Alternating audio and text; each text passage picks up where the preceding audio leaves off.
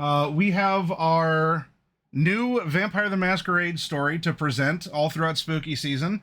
This is not going to be constrained to a hard 3 episodes.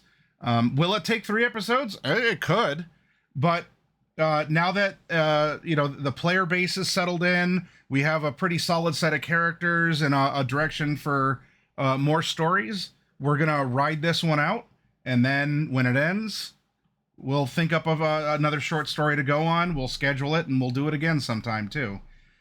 So this is going to be a lot of fun. Hopefully, I'm nervous as hell, but I always am because I want to make sure I'm doing a good job by you all. What I'm going to do though is I will pop off camera for 3 minutes exactly because there is an introduction to the story, and it's introducing you to the coterie more directly. So we're going to watch that. We'll come live, and then I'll get everyone else up on mic, and we'll start the Veiled Threat.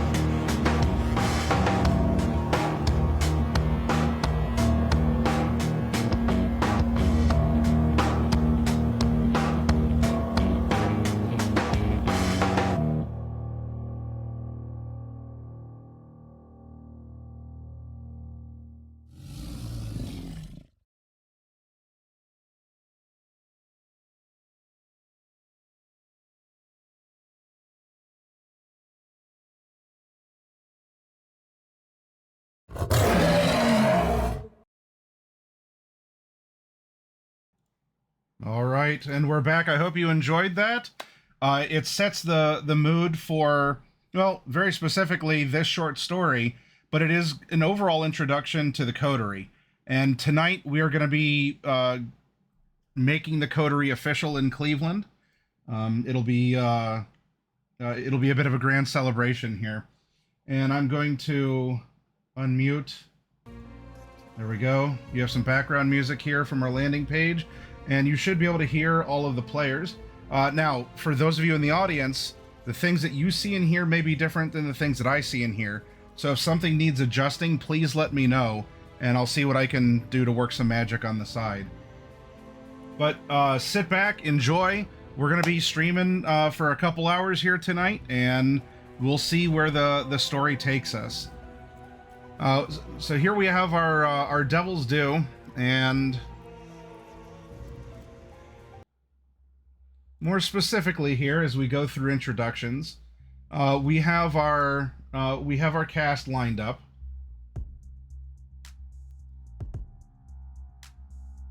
There we go. That's a little bit better. I'm glad you liked it, Miller. It was a lot of timing and putting things together, shoring it up, and I like doing fun stuff for my players and for you all in the audience as well. All right, so I'll actually do this in the order that we have people lined up over here tonight. So we have Tyrone being played by Binary Dark. Hello, thank you for coming back for another game. I'm glad you enjoyed Tabula Rasa, and you'd like to suffer even more. Indubitably, my good sir. Indubitably. Now, since last time, is there any particular shout out? Are you doing any sort of streaming or something that I can promote that you're up to? Nope, I'm just using you as a vehicle to show my personality to the good people of this world. Hell yeah. I've been parasitized. Love it. Yeah. All right, next up, we have Clyde being piloted by Spectre Deflector, a veteran now of Cleveland. So thank you for coming back once more, Specs. Is there a shout out for anything that you're doing that I can spam for you? Sure, I can go ahead and do a little bit. Hi, my name is Spectre Deflector. I am a TTRPG, I guess ST, DM, and pursuer.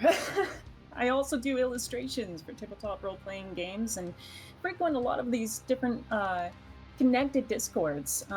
Recently, I've opened up a YouTube channel where I also feature my own VTM games, if you want to check that out. I'll go ahead and post it to Maddie in the Discord so you can post it on Raven's gotcha. You're the best. Anyways, Hi, I just I don't have a bookmark. Just recently started that up, and I will be posting game updates for Emerald City every other Tuesday and Reno by Night every other Friday. So catch it when you can. Excellent. Now we'll go over to Raven, who is lending the assist there to Specs. Raven, thank you also for coming back to pilot Ivy. While you all can read it here, we do have a married couple in our coterie, which has proven to be quite a fun dynamic. But before we get into the characters, is there anything I can do to shill for you, Raven? Because you're up to a couple things, a couple projects. Why am I not up to anything anymore? Well, streaming's been kind of put on pause for right now, so not really. It's been a lot of stuff going on offline I've been getting taken care of, so. Well, when you do stream, I mean, obviously share it for those of you. You might already be in our Discord, but ! Discord to join, because she does post when she goes live. But Raven is also a mod here in the channel. She's in several different games with different community members, is very fun and very active here. And we'll see if we can't coordinate some sort of like a haunted house or something before the end of the month here, IRL. All right, now we'll move over to Rose being piloted by Bluejoy. Bluejoy, is there anything I can do to shill for your channel or anything that you're up to? Besides, I appreciate you ghost hunting with me when I play Phasmo, and Raven does as well. Yeah, I'm sort of to tack on to what Binary said earlier. I parasitize people and don't do any streaming or anything of my own, but you can usually find me on somebody's stream on Twitch. I seem to get tacked onto a lot of these sort of events, and I love it. I have fun. I love anything TTRPG. I love telling stories. Excellent. Well, thank you for playing again in our story. And then we'll go on to our newly, lastly, not leastly. We have Jessica, the Ravnos here, being piloted by Velocity. Hello. It's been a minute since you've roleplayed with me on the channel. Oh, I can't hear you.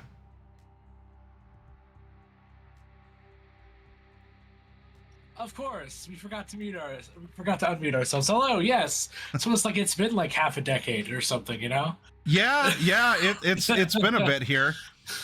The why we're laughing, everyone, is that Velocity was actually in on the ground floor of the Chroma Company D&D game that went for 4 years on the channel. And then he betrayed me like an insolent cur, but I forgave him, so it's okay. Wow, we calling people out today. Let's get it. All right. Disgusting. So that's crazy. What are you up to? Is there anything? Do you have a project or a channel or anything that I can shill for you, or can I just show you my gratitude? No, I'm also a parasite. I kind of lurk between our little friend groups, you know. You can catch me on a Spectre channel doing vampire stuff. And if Raven ever gets to post their stuff, you can also see me there. Alrighty. Well, then we'll keep our eyes open for any of the shared or affiliated channels. And if you ever end up doing something yourself, make sure to post that up. All right. Well, you all have had a chance to meet us as players. I, as the ST, I hope you know me by now, but if this is your first time here, then I'm sorry. You're in for a ride. No, we don't know you. And we have our little blurbs for the characters, just a fun little icebreaker, but we'll really see the characters prosper and flourish and hopefully not perish as we now slip into Cleveland, Ohio, but not necessarily the Cleveland that you may know. We have our Cleveland by night, and actually a shout out to Zulu Foxtrot. I don't know if he's lurking in chat, but through Raven, Zulu did the new character art. So that's the official art. That is, despite any fun little things that I've done with my Saturday morning cartoon versions of the characters, that's the official look. They have the blessing of the players. So that's what we'll be rolling with for tokens and everything else. So this Cleveland is the Cleveland you may know on the surface, and especially by day. By night, well, it's a whole different culture, and I'm not just talking about going to the flats to get drunk. There are creatures that do bump in the night, and in particular, there are 3 of them above others, although there's a whole feudal structure set up to manage the city on the vampiric level. And the 3 major names for now that we're going to have to keep in mind is Amias Bradstreet, who is the Prince of Cleveland. The Prince is, well, not the king, but I mean, might as well be. He is the top dog, the one who the buck stops with him. Then you have the Keeper of Elysium. In Cleveland's case, that's Charity Dunham. She manages the neutral ground, where vampires should not attack each other, spill each other's blood, or any harm comes to other vampires. It's not just a glorified nanny position. This is a position of trust, respect, and if you're going to be a keeper and you're going to have to enforce these rules of neutrality, you need to be able to hold your own, or at least have some tricks up your sleeve. So while she does look like the very quintessential sort of prim and proper 50s housewife, you can imagine she earned that position for one or several reasons. And then we have Sheriff Kozad. Presumably last name, don't know a first name, and of all the vampires that we're going to meet, probably even among the other Nosferatu, he is certainly going to be the most distinct. The sheriff is the one who is in charge of peacekeeping and depending on the city, there might be some other duties that fall into his purview. Being a Nosferatu, he has a particular aesthetic that will become quite apparent when we get our chance to meet him. He is a very stern, no-nonsense character who is upholding this thing right here. This Ankh symbolizes the Camarilla, the organization of vampires that tries to provide a living, a society, resources, or just the ability to function better through the Masquerade among the Yumis, the Kine, which translates to cattle. So these are the three big players that we've met. There are other people who've come and gone in other terms. We'll get to those characters as we need to meet them. But for now, these are the big players in Cleveland, outside of our players, of course. Now, our scene picks up inside a haven. A haven is a haven for vampires. And in this case, it's acting as a base of operations for 4 in particular. That those 4 being Tyrone, Clyde, Ivy, and Rose. They are free to come and go as they please, to collaborate as they will. There have been some upgrades made along the way. You might notice a fun little security pad here. There's a couple tricks that they have up their sleeve to keep this place safe from others who would do them harm, which could be from a dog walker kind of having a mistaken encounter, or, I don't know, the Second Inquisition, very literal vampire hunters, who will hit the vampires with a brick until they cease to exist. And so it is in the Haven that we will start our catching up, because time has passed. It is in fact early October in game, so we're actually living in the future here. This is about a week ahead of where we are right now. In the time since Tabula Rasa, there have been luxuries afforded to you as a group because you've proven yourselves by going on these other difficult and perilous missions. You've also shown that many of you have been. Oh, we have some gifted subs. Well, thank you to Valorant. Oh my goodness, that's unexpected. Thank you all the same. My goodness. I think Valorant's doing that thing again where when someone gifts subs, which Sierra. Oh, okay. Oh, then Sierra. I'm sorry. In the queue, then Valorant was all right. So thank you to Valorant for sponsoring, but also Sierra Echo for being the true origin of those things. Thank you very much.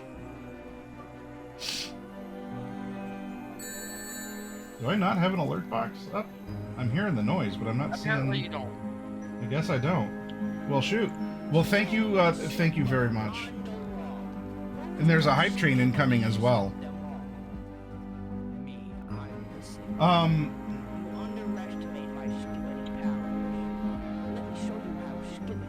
Yep, Cyberpunk is on Friday. That's correct. So one by one, as you all have operated out of here, or maybe it's an on again, off again. For example, Tyrone does a lot of work out on the streets. He has a herd that maybe he'll go and spend a couple days out, and then he'll just check back in or something along those lines. We'll get to him in a moment. But let's actually start with Rose, because I believe that this is technically your house, Rose, that you have volunteered to be home base. So in the time since Tabula Rasa, what has Rose been doing?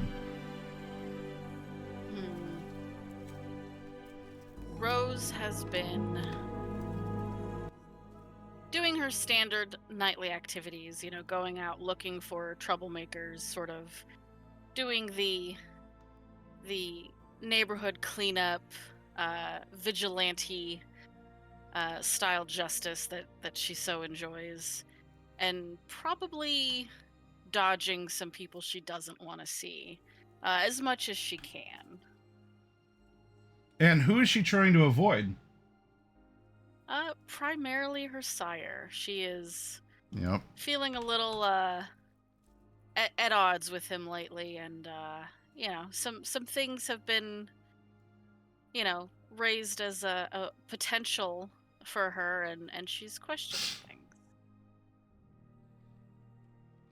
And as you haven't had any official jobs given to you, while you're out doing this nightly routine, being this kind of sentinel against ne'er-do-wells, and of course keeping yourself fed, what would be some kind of an uncommon solo adventure you would have found yourself on?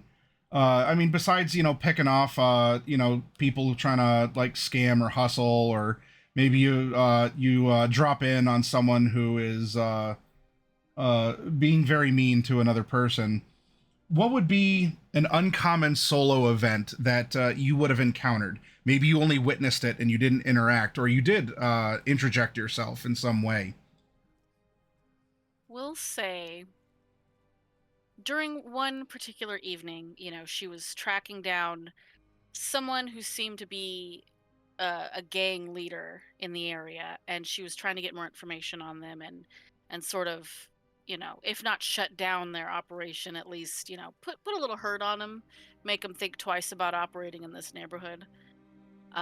But she got sidetracked by this little old granny who just needed help with everything and anything. Just like there was a cat in a tree, the light bulbs needed changing, she Yep. had to help organize photo albums, like just a very weird sort of surreal thing for Rose to have to go through, because she was too polite to tell this little old lady no.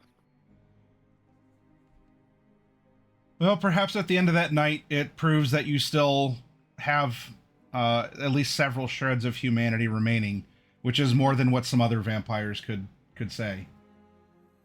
But that's perhaps not too odd of an encounter, as we have been getting closer to Halloween. I will say that broadly, there's been reports of just weird things happening, like, you know, weird people. More than, I guess, what would be usual for Cleveland, the largest city in Ohio.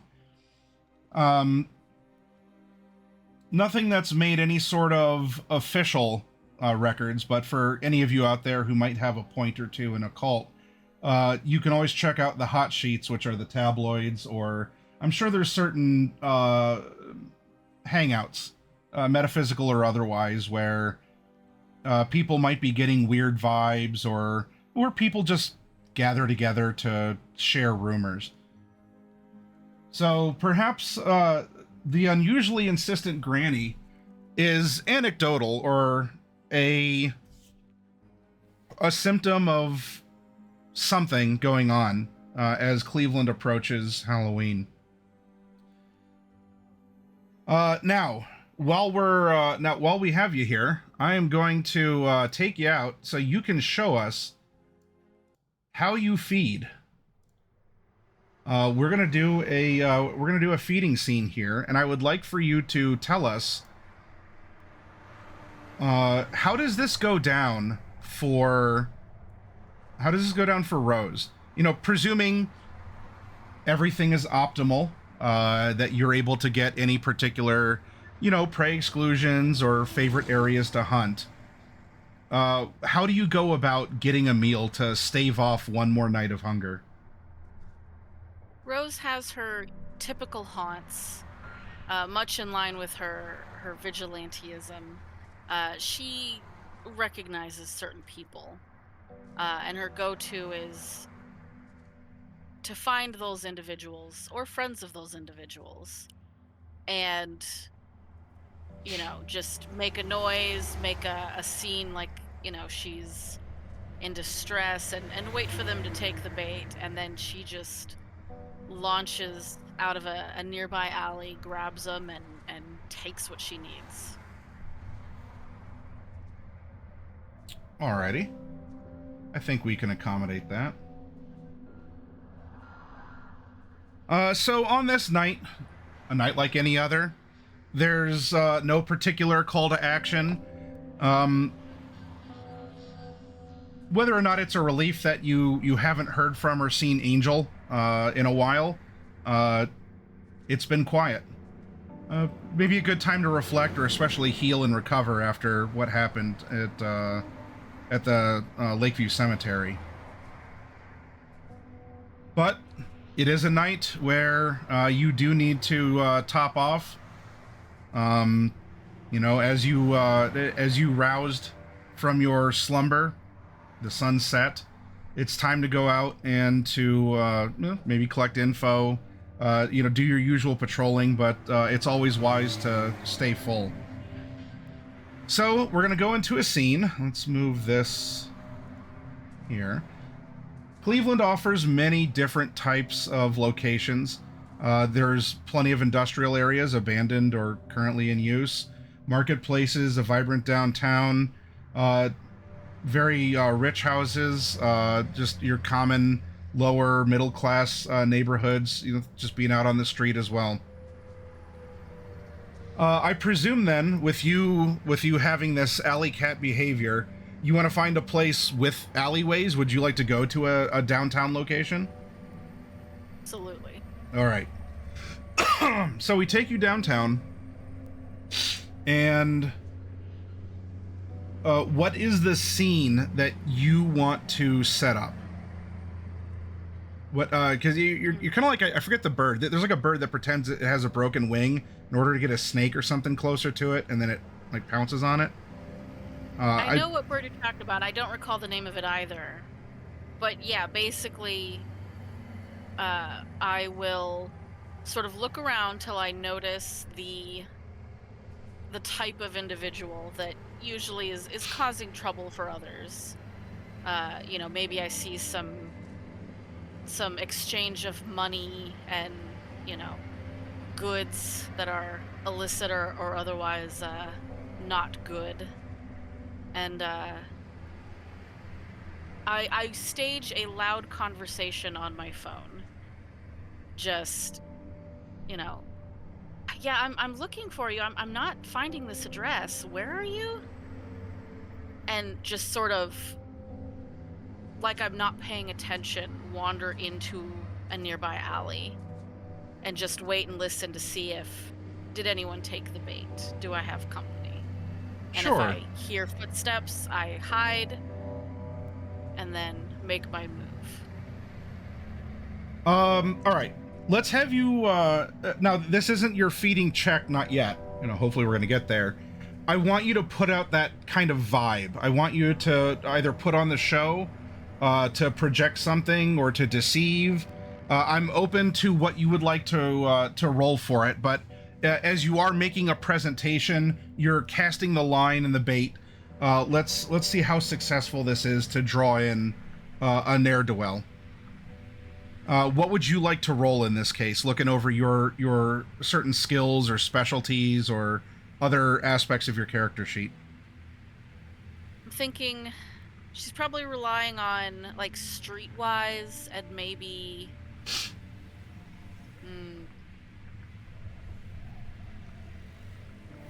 what do you say, like manipulation? Okay. To coax over someone, and then you're knowing where to go. This is going to be a fairly easy. How they think. Yeah. All right. I'll tell you what. Combine it. Roll it. Let's see what you get. This is our first time rolling officially with these new sheets. Yeah. Let's see. Come on. What do I have to click on? Manipulation? Alright, so how you're gonna do this is you're gonna click on the dots, The dots. I was clicking on go down her, to I the was like, skill, go down to on the dots you want to use for the skill. If you have a specialty, you can click on what specialty it is. And then in the lower left corner, it's gonna have a big button that says roll. This is the one thing I hate about these sheets. yeah.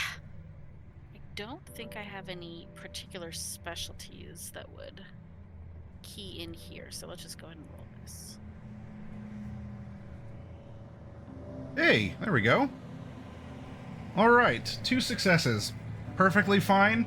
I mean, I hope you don't like bestial crit or have a terrible failure. You did all right. So, a little bit of setup. It does take some it takes some time. You don't always catch on the first cast here, but as you're on the phone, there is another person who has ducked into the alleyway and also seems to be talking on a phone. Apparently this is a very popular place to duck off of the main road, where things are a little bit out of sight and more quiet, so that others can't interfere with very important phone conversations. Wink, wink.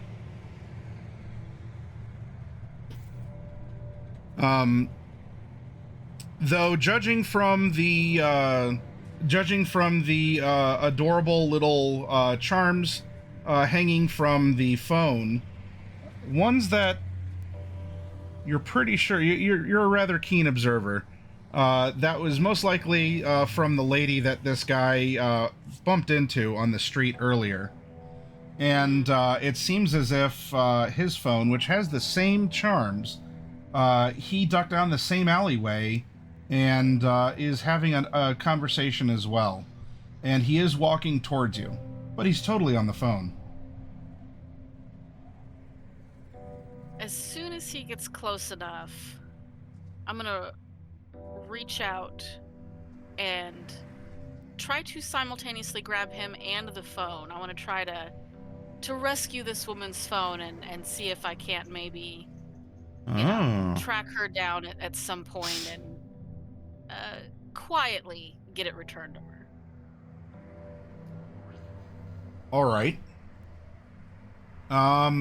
If you want to go for the phone, then that's going to be more of a quick action. I guess that would be more like a Ledger main. Whatever, like the D&D equivalent of sleight of hand. Because if he's going like this and you're walking over and you want to do the quick strike for the phone, then this is going to be rapid reflexes. I don't know if that would be usable in this situation. What does it normally encompass? I don't have all the disciplines memorized. Let's see. Rapid reflexes.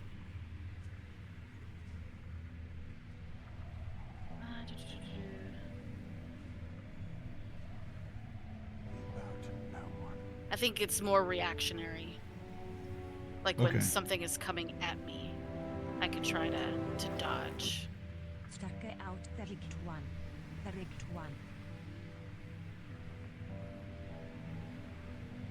So probably not useful in this situation. Not for going on the attack here. All right, so I guess we're building in a dice pool of what would be like dexterity and Ledgered main. Let's see here.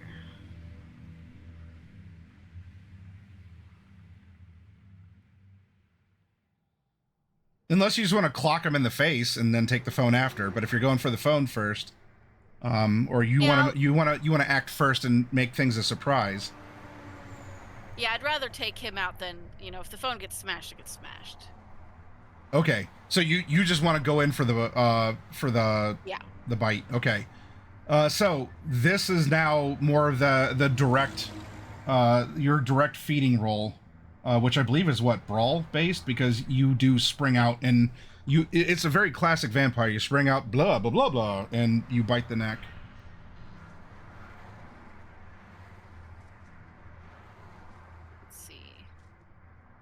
So I assume you want strength and brawl, or Yep. Right. And I think you have a And specialty you in have- grappling, don't you? I do, yep. Plus-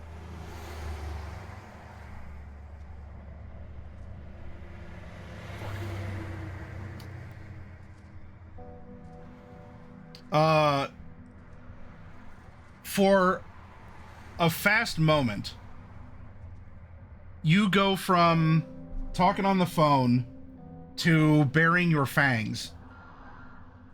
He was going to make that first move on you. And so there's almost this little dance in the alleyway as you both do a spin around each other, but you very heartily take the lead with your 4 successes. And there's a what the, and the fangs sink in. Yep. And the what the falls away, because while he is getting bitten and drained of blood, it's not too bad of an experience. It can be. Hopefully none of you ever have to experience the that type of a vampire. So this person who probably deserves a worse fate is embraced by Rose, and is are you just topping yourself off and letting him go? Or are you draining him to unconsciousness? Do you want to fully slake your hunger? No, I've had it drilled into me repeatedly, never to take the last drop, not unless you have no other option. All right. Well, do you just want to leave him woozy and but kind of like standing and stammering, or do you want to like ease him down so he's? I take more than I need to get, down to 1 hunger, and just leave him just conked out. Sure. He'll have a rough, he'll have a stiff neck in the morning, probably be a little cold from the ground, but he'll probably be fine. All right. You are all but full. You have subdued this person who is well, you had a really strong grip on him, so he couldn't even drop it because you went in for the bear hug and nom. What would you like to do with the phone? It isn't broken. It's I know this is a shocker. Be still your unbeating heart. It's not. He wasn't talking on it. It's not on, or at least it has a lock screen on it. What would you like to do with that, or do you want to search over his body for other things? I'll frisk his pockets. Look for cash and anything that I don't want being available to if he's got like customers or something. I'll take that and destroy it. But yeah, for the phone, I want to just look through it. I know it's got the lock screen, but on a lot of phones, if you swipe down for the notifications, you can sometimes sneakily get into a phone by clicking on something and see if I can maybe get access to like a text message where I can be like, hey, I found this phone on the ground, how do I return it to the person? Sure. This is a rando on the street, and his victim may or may not have any sort of advanced security or different settings. We'll just do the classic high or low and roll a d10.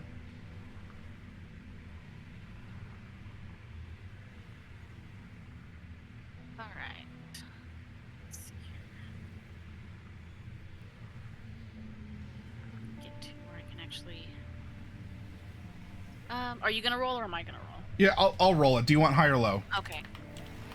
High. Well, there we go. So you're right. This is not really an advanced phone, or the lady who was using it didn't have like all the biometric locks or anything. There is a message of classic modern tech speak. Hey, like we're letter R, letter U. Hello.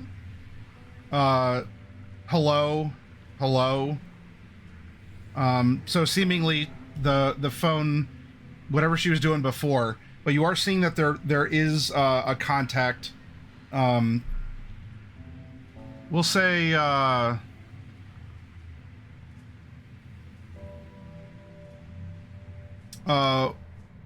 we'll say whoever this person is coming up as York. All right, I'll just once I see that and I get access to the keyboard, I'll just say, "Hey, so I found this phone on the street. I'm at such and such crossroads. Are you nearby? You know, maybe call this number and we can arrange, you know, getting it returned to whoever the owner is." Okay.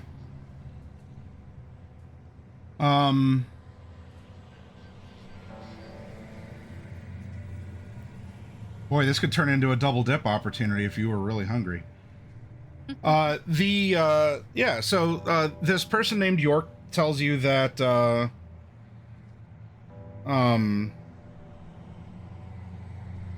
he or she wants take a pic. Let me see who you are. Number 2, no, N-O. Who dis is.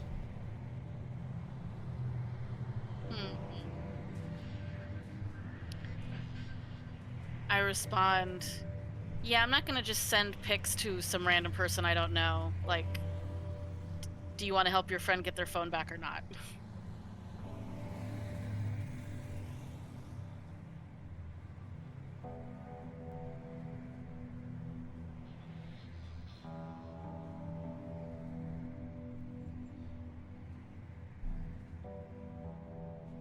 Fine, but no fun F-U-N letter E funny stuff.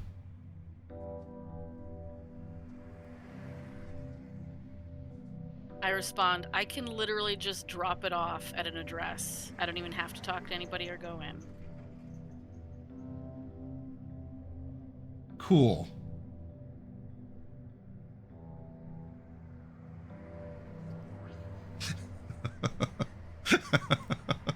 Rose is zeroed. She's not taking pictures to send to anybody.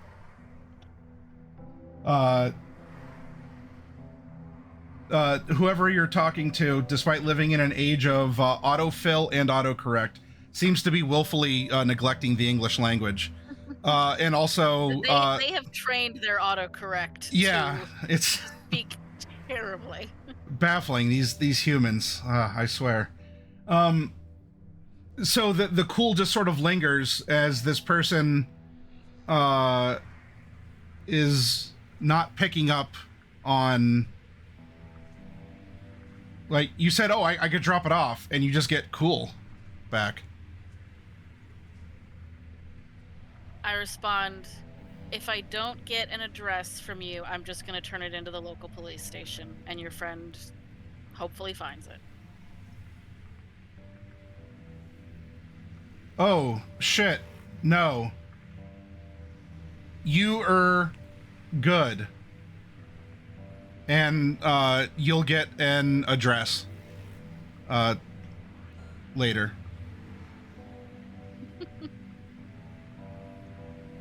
All right. Once I get that address, if it's nearby, I go head off that way. Okay.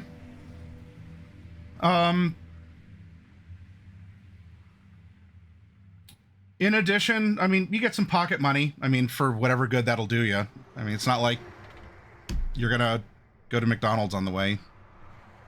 So, I mean, you could, but... I mean, money's always useful. But you do get, some pocket money, and tell you what, to search over him, why don't you make a, I guess that would be kind of a wits awareness, unless you can argue for something else, for searching over someone. Giving him like a pat down, like looking in the pockets. More than just what's obvious. Yeah, wits awareness is probably what I would assume. I'm not like, Yeah, trying to and find like, hidden stashes or anything. yeah, and you also got to make sure no one's going down this alleyway or is going to see you rifling through this unconscious guy's pockets. For some reason, my roller is behind everyone's icons and I can't actually click on it. What the hell? Weird. I went full screen and it fixed it. Oh, all right. What that was about. So there is a baggie of pot. I don't know. Big deal, not big deal. Resellable or, I don't know. It's incense for the house. In this day and age, Rose isn't concerned about pot. She probably wouldn't even take that. And there's a business card, which is certainly, it's not even in a wallet, so it's kind of crumpled and wrinkled. And the business card has like a wheel on it.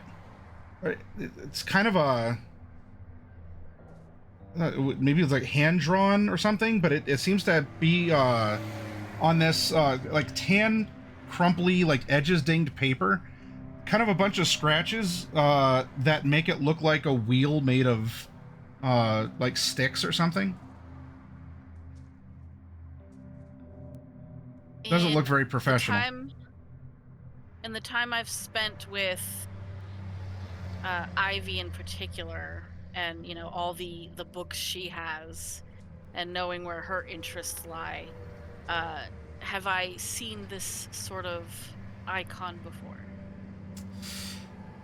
I'm going to ask for a roll on this. I wouldn't say that this would be a latent exposure to something.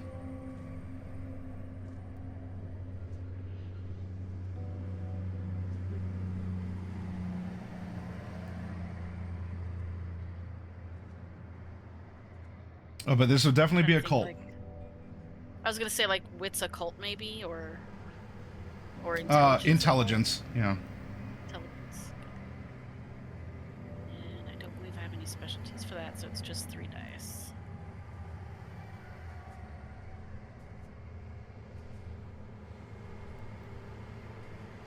Two successes on 3 dice is good. It's not going to be enough for you to know what that means, but it is enough to confirm that this would be something that you could go back to. You could go and talk to Ivy about it or consult something further. This does feel like it is an occult symbol and not like a gang symbol or a gang sign.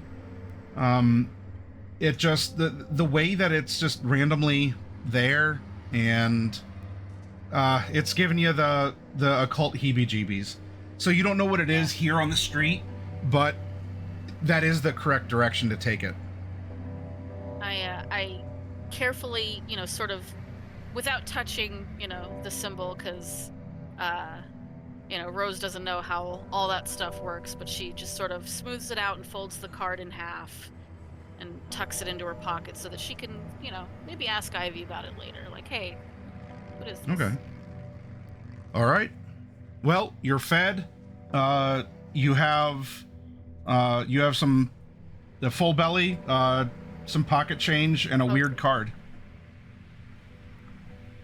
Because you're leaving the pot on the guy, right? Yeah. Okay.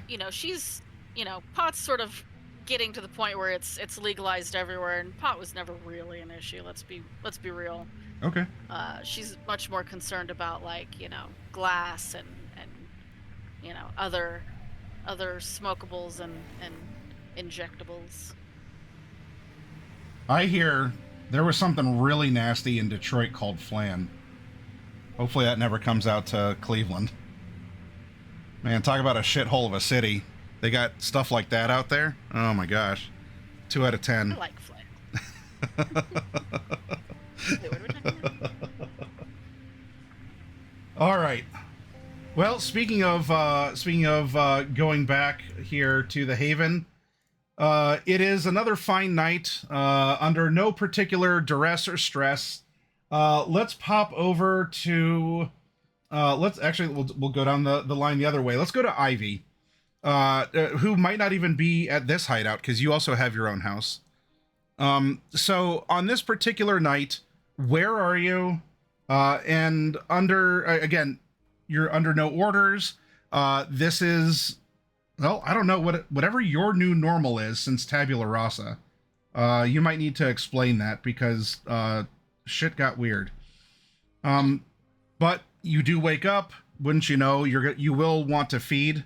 It doesn't hurt to stay topped off.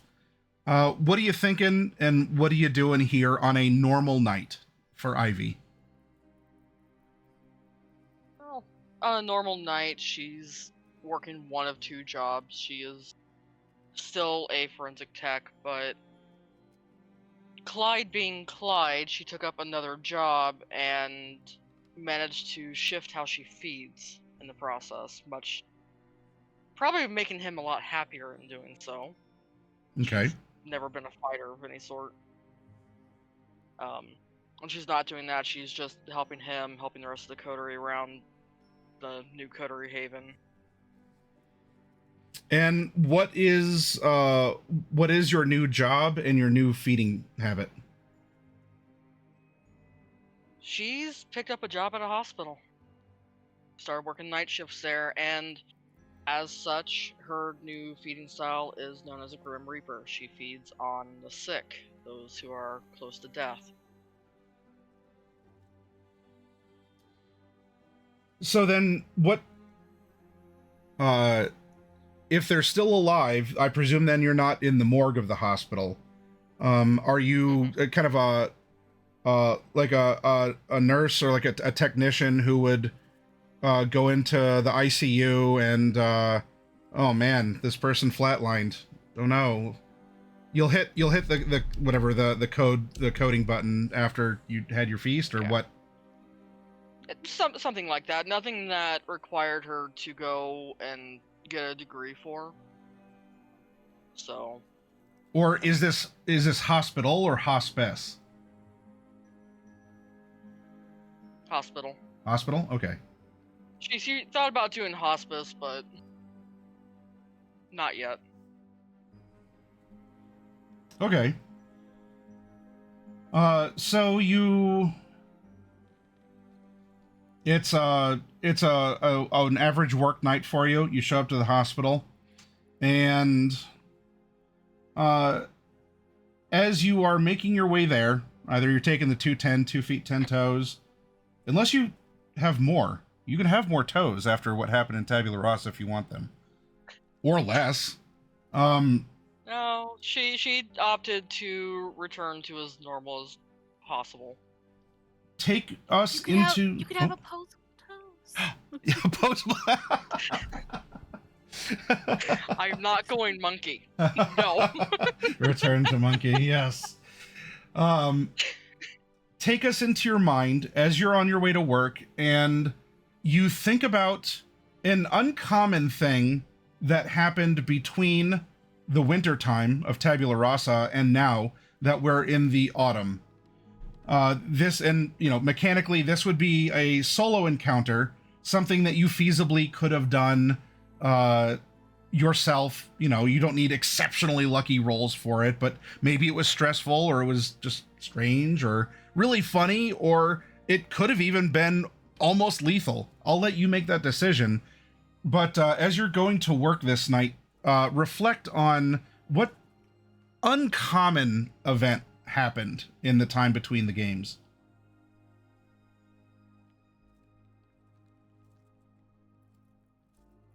I think for her, there's no such thing as uncommon for. With everything she has been through, uncommon is kind of the new normal. Okay. But then, as you're at work, you report for your duties of tending, providing whatever whatever you'd be qualified to do at this level to make a consistent feeding career here as a Grim Reaper. You're at the Cleveland Clinic or University Hospital. It's kind of a rivalry. Maybe you even play both sides, and you pick up shifts here and there when you need it. But the medical industry is big in Cleveland. So there's no, this is an evergreen job. You can go hospital to hospital, clinic to clinic, and I doubt you'll run out of them. When you feed, how do you feed? Both mechanically, and then what would be a feeding, describe then narratively a feeding encounter for you? Narratively, she's looking for someone who is sedated or who doesn't have any family, preferably isolated, so she's not caught by any means. They don't necessarily have to be on death's door. They just gotta be sick. Okay. And this ends up being a intelligence awareness for her. Because you're kind of in modern parlance, you're vibe checking the sick people here to see who's susceptible to this, right? Who's who's kind of giving off the yeah. All right. Yep. Sure. Make the roll.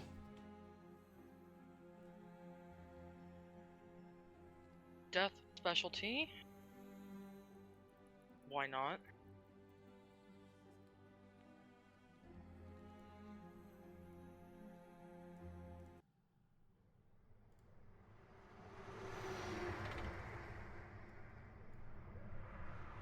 Four. Nice. All right.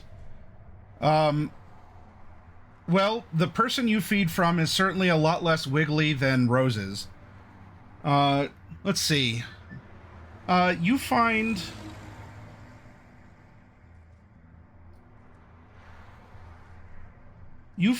a person who is getting treated, who's getting some chemotherapy. Very sick, probably, the charts are all, not good numbers. And as you're making your rounds, the person is giving a shudder and kind of crying out in half-conscious pain, like, it hurts. Vibe check if ever there was one. What are you doing here? You're obviously successful, so I want you to narrate your thoughts and your actions as you go to this shaking, dying cancer patient's bed to feed.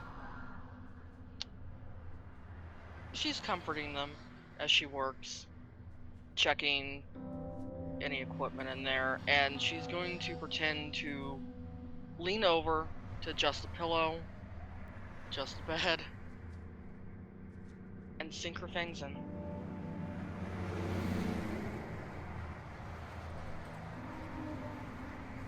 Do you wish to end the suffering of this person, or simply drink him into a blissful unconsciousness?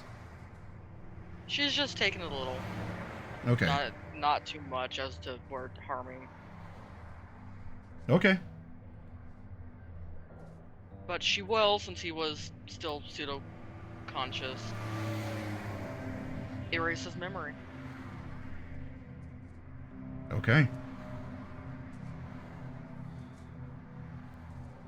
Is that any particular role, or is that just it affects mortals and it's a freebie? It's just an automatic thing for mortals. Okay.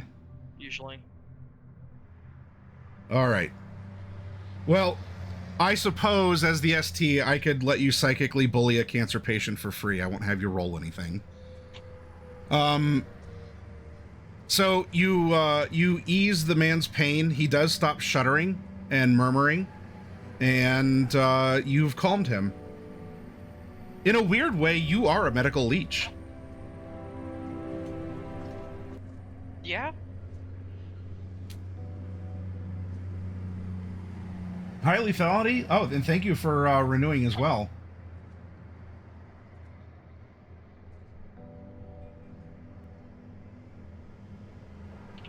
as he's eased and it's time to move on, your hunger is slaked for another night.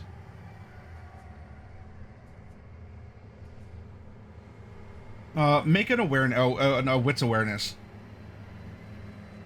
All right, I think we're gonna try to add in heightened senses for this. Sight come into play, or Yes, sight. Yeah, for sure. okay. So I do have a specialty. How do 2, 3 for the Auspex? Jesus. Okay. All right. Damn. I guess you see through space-time. Like, it's just... And it works because you're a Malkavian, so you do it all the time, but no one just ever believes that you actually do. It's very frustrating. As you're making your way out, you want to be cautious and make sure that no, nurses or doctors or anyone, caught you, put everything back the way it was supposed to be. You get to the door, and there's motion out of the corner of your eye. And as you turn, the patient in the bed is sitting straight up and is staring at you.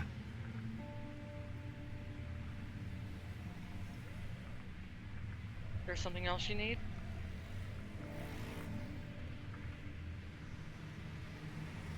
No reply. She's gonna go back over and try to help him lay back down. Okay. He's already laying down.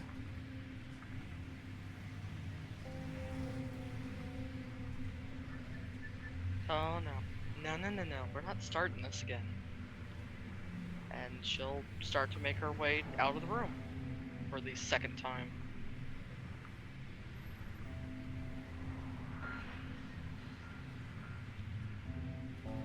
Again, out of just the corner of your eye. Motion. Nothing audible to it. This is all your visual perception. And he's standing in front of the window, looking out. Back turned to you. Closing her eyes for a second. Reopening them to see if he's either at the window or in bed. At the window.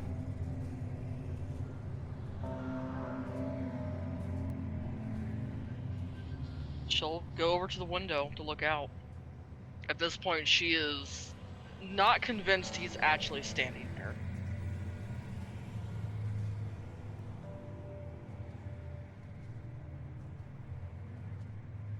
As you look out, not the best view, but it doesn't need to be.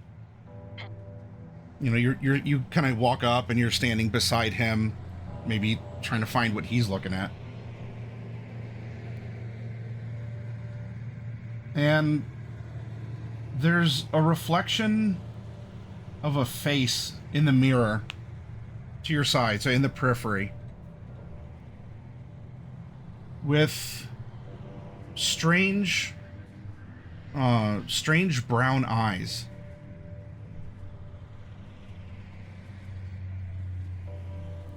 Gotta move closer to get a better look. And as you move, the patient is in bed, unconscious, behind you, and there's no face in the window.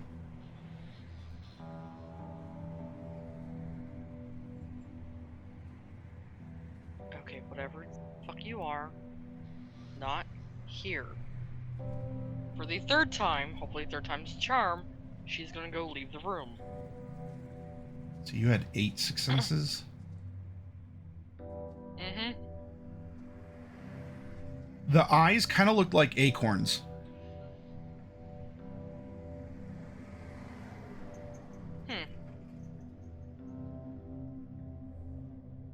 However, the patient is silently resting, calm, not jittering, not crying out in pain.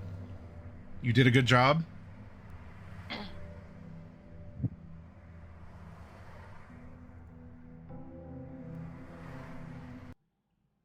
And before the sun rises, you manage to get home. Speaking of home sweet home, there is a cohabitator in your domicile who goes by the name of Clyde. Clyde, you're a man of many talents, adventures, many ideas, not all of them good. What's life been like for you since Tabula Rasa? And of your new norm, what's an uncommon thing that happened that you were able to overcome yourself? Oh, well.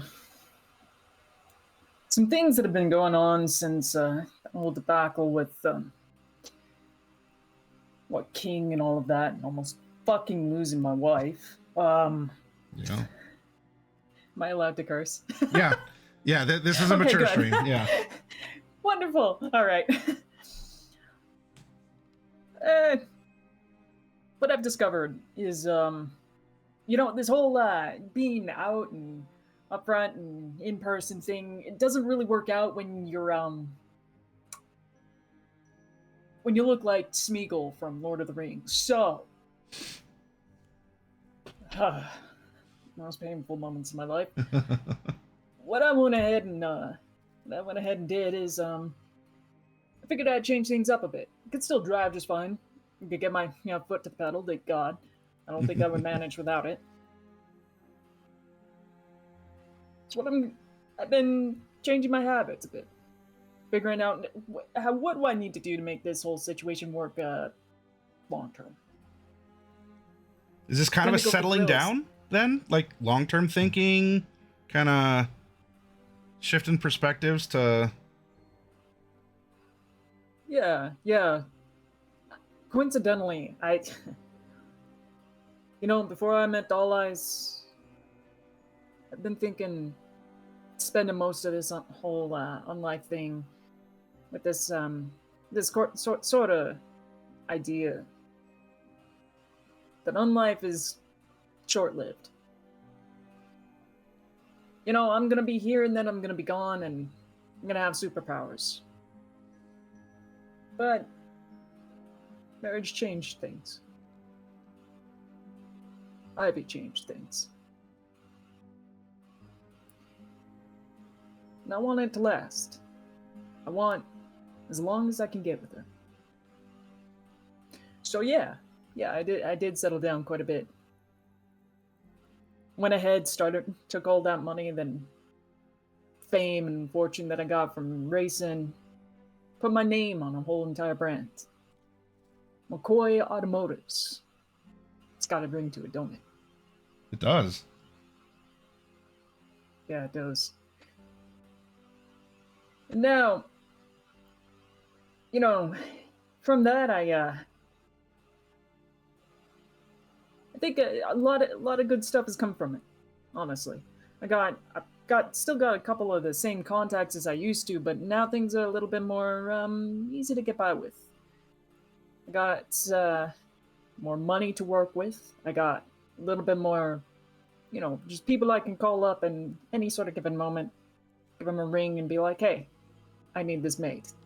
I can order cars, custom, just at will. I can order engines for machines. I can get to the air shows. I got to the air shows. I got to fly a jet. Yep, the Cleveland Air Show was not that long ago. It was on Labor Day weekend, so I'm glad you had fun with it. I was just happy they had something going on at night. Is that where your strange occurrence happened, or was it another time?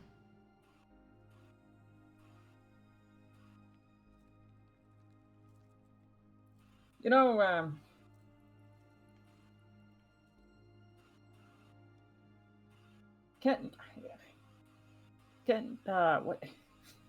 Maddie, I'm lost. What strange occurrence? Was I supposed to come up with one? Yeah. Oh no! What's something funny that like strange, supernatural, awkward? What is something that would fall into some sort of uncommon encounter that has happened in your unlife versus your new norm since Tabula Rasa? Oh. Did you go for a rainy drive and ponder things on the highway? Did you ever try and go back out to one of the national parks and just sort of see what would happen? That's right. Actually, no. There is something that has happened. So, I think the most interesting thing is since Tabula Rasa, I did go out to the parks. Okay. I did. Well, once or twice, not too often. I kept trying to find Pal. Oh, all right. I don't have a lot of luck finding Pal. I have had a lot of luck finding werewolves. Yes, you have a very uncommon or uncanny ability to ensure that if you go out for a walk in the woods, you may not always see them, but they are there. They also don't touch you. I like to imagine we're on good behavior. Given the fact that I let them toss me around a bit, flame me like a ragdoll, and then throw me on the grill that one time. But given last time we talked, they're just playful. They're happy to see you. You just you pet their noses and they're good. Yeah. All things considered, Causad's aware of this kind of a weird predicament. He hasn't really said anything about it though. I think that's the oddest thing. Normally, we licks and werewolves don't exactly get along. Not normally. Then is your unusual encounter particularly with a werewolf that made its presence known, or with an encounter or some sort of meeting with Kozad? I think it makes more sense that it was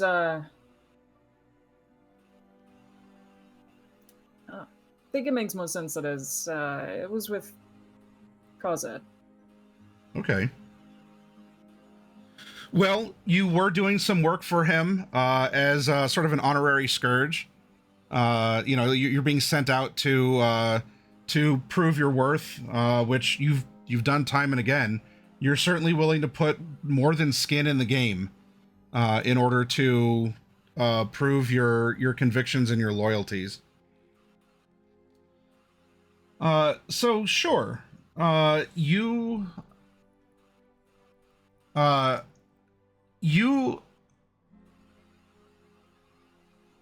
have arranged for the ability to meet with Sheriff Kozad. Not for a mission, but to talk.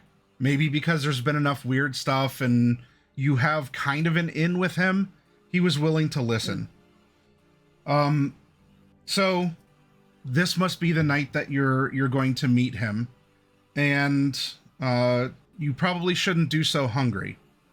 So while you make your way to the salt mines where you know he's at, and arrangements have been made for you to enter without harm, take us through, how do you feed these nights? Oh man, it's a lot bit different. Before, I used to be very upfront, out and about with the ladies, fans, and be very interconnected with people. And nowadays, I just travel the open road late at nights, try to find some folks who a little bit out of their way, Okay. It's pretty easy enough. Go down to follow the highway. Eventually, you're gonna find a rest stop, maybe an hour out, and someone inevitably pops up and wants a ride. Yeah. Well, you know what? Summer's over, so a lot of people are settling in for autumn. They're leaving the lakeside. All the tourist spots are depopulating. So as you take the scenic route, as you leave town, go around town to head back into town to go to the salt docks. Mm-hmm. You're cruising, and you got to take that edge off. Yeah, for sure. Just let me. What is the roll that you need to make for this? This one is for the roadside killer. Choice of dexterity or charisma plus drive. Okay. So for me personally, I'm gonna go with I like to use charisma. Yeah. I like to encourage people to come on board, and I'm gonna look for someone specifically who's a tourist. Just making their way out, maybe got disconnected from the traffic and all of that. Maybe got their car broke down. Yeah, Pretty common yeah. you see on the highways. Okay.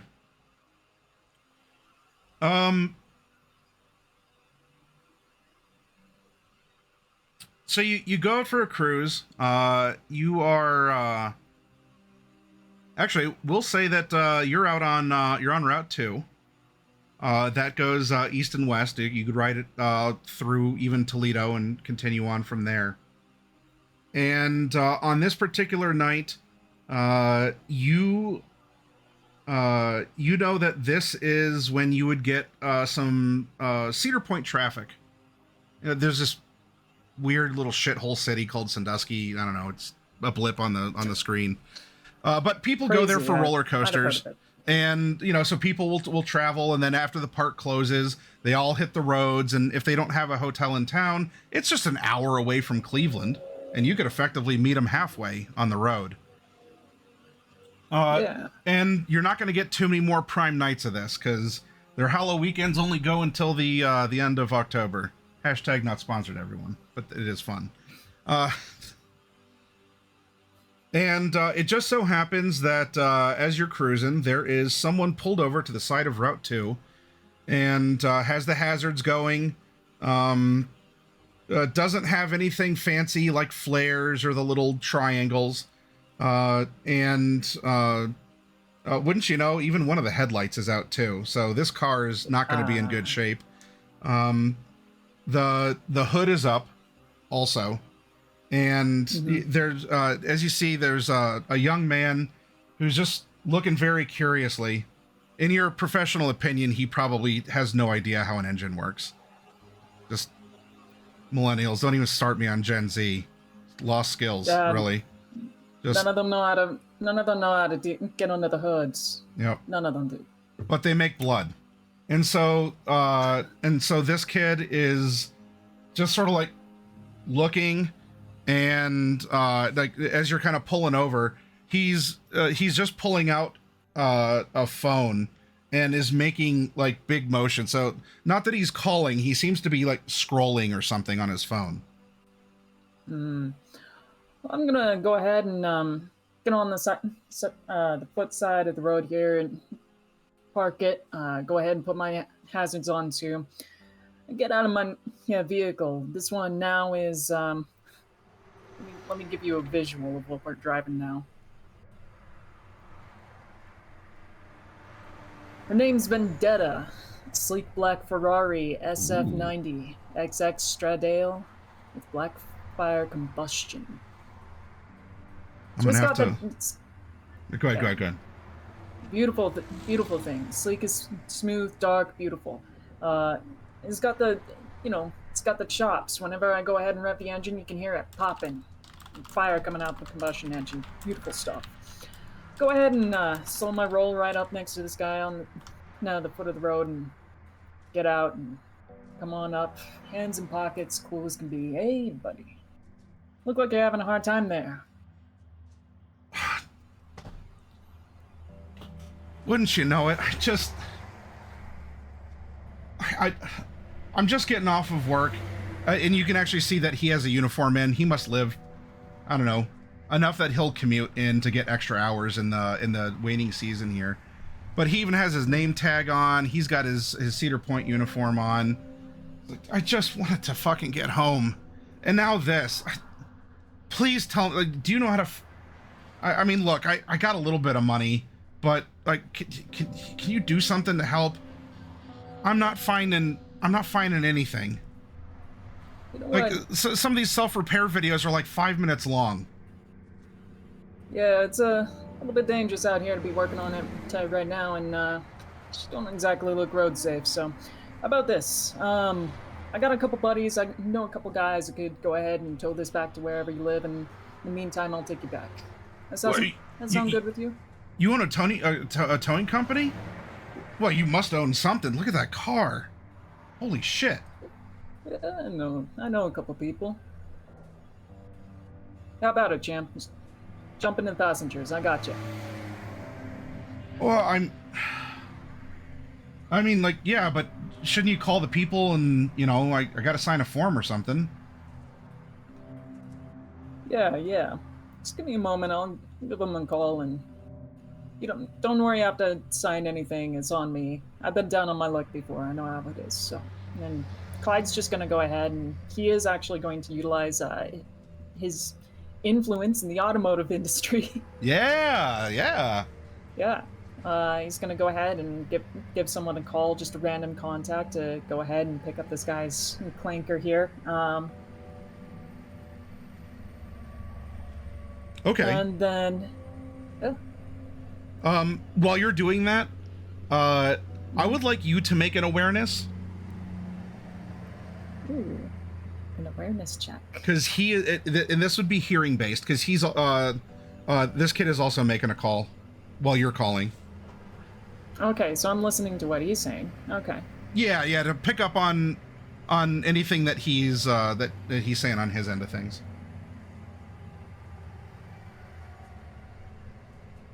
Hold on. Did I do that right? No, it just clicked awareness, and only the 3 dice I have in awareness. Let me retry that. Yep, that's fine. You have to click the skill, go up and click the attribute itself. Yeah, you got to build all your dice Or at least pools. the dots by it. Like I said, it's the one thing I hate about the sheet. All right. Wits. No, that just clicked wits outright. Yeah, Oh, okay. you're Never mind. I got it. I'm building it. I'm building it. You're building it.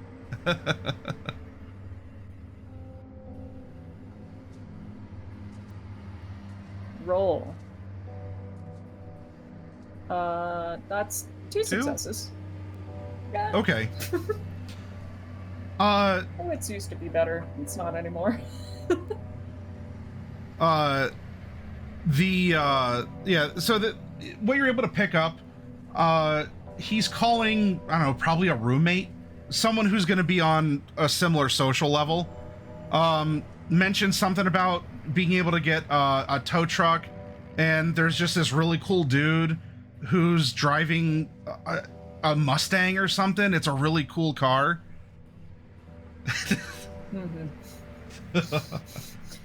Save your willpower. I'll give it to you for free. You're not raging. All right, perfect. Clyde is eating it up. He's eating it up. He's so pleased with himself. In his heart and soul, he still is very much is the showboater, but it's like he's trying to change for the sake of the camera. Yeah. And so once he's done with his call, he comes back to this guy and he's like, "All right, bud, get in my car and I'll take you on back. Don't worry too much, and we'll get you all settled up, okay?" Yeah. Hey, oh, I really appreciate this. Oh man, I've never been in a. What is this like? I'm sorry, I thought it was a Mustang. Is this like an Infinity? And Clyde will give like the full details of the car, and he's just like, yeah, it's pretty good. Don't take no pictures or nothing. I'm trying to get out of the full spotlight with that stuff. You know? I understood like half that. I don't speak Italian. Hey, me neither. Wow. Yeah, sure. I did no pictures. Like I mean, I hope you don't mind. Like I got a roommate, and I told him that I was going to be late, and I didn't want him to worry, and just like that, there's this cool dude. Oh, that's you. It's just like pulling up in this car, and oh my god. Oh jeez. I thought I was going to have a shitty night. Yeah, glad I could make it better for you. Anyways, give me your address, and I'll go ahead and drop this off for you, and then. Yeah, yeah, no Go on from problem. there. Look, neighborhood's kind of rough. There's some potholes. Like, I don't want you to damage your car on my behalf, but if you could take me and he'll beep, like well, not like beep, like text it to you. He'll tell you it's here. You can put it in a GPS or something. Wonderful. And Clyde will go ahead and do that. And so, as they're driving, she'll have him get into the car, and right before they take off, Clyde will just pull out a cigarette. He'll flick the lighter, go ahead and light up a cigarette before he hands one to this guy, this random kid. Oh no, I just vape. Smoking's not good for you. Vaping ain't either. Come on, what's one gonna hurt you? Hey, you know what? He's trying to get your accent or your like tone. Forget about it, right? He's also trying to speak Italian. Close enough. He even though you're handing it to him, he still has enough like wherewithal. Like, can I do this in your car? Go right ahead. Just open up the window, flick the ashes out inside, and we're good. Nah. He'll go ahead and flick it right for him, light the cigarette for the guy. Is that when you make your move, or? No. Oh, okay. Not yet. All right. I need the nicotine in him first. Ah, right. Okay. So he, so this kid is on cloud 9. Although he's very awkwardly, apparently smoking his first cigarette, because that's just not a thing kids do these days. So he's trying to be cool about it, but it's kind of awkward. But he kind of like leans back, realizes that he can't really do that, at least not as much as he could in most other cars. You own a business. That's I want to do that one day. Right now I'm just kind of working at the amusement park and, trying to save up for college. Hey man, keep up with the college. Education does you better. I didn't do that. I actually used to get into a lot of trouble when I was your age, and honestly, the folks that I see that actually go through and do good shit, get the education and all of that, they tend to do a lot better. They have better heads on their shoulders about this stuff. So.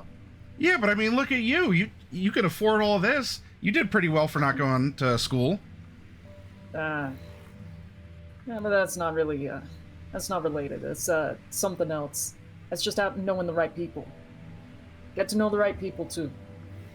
Right? Oh, it's a nepotism thing. So, like, your dad's rich? He kind of dies inside. He's like,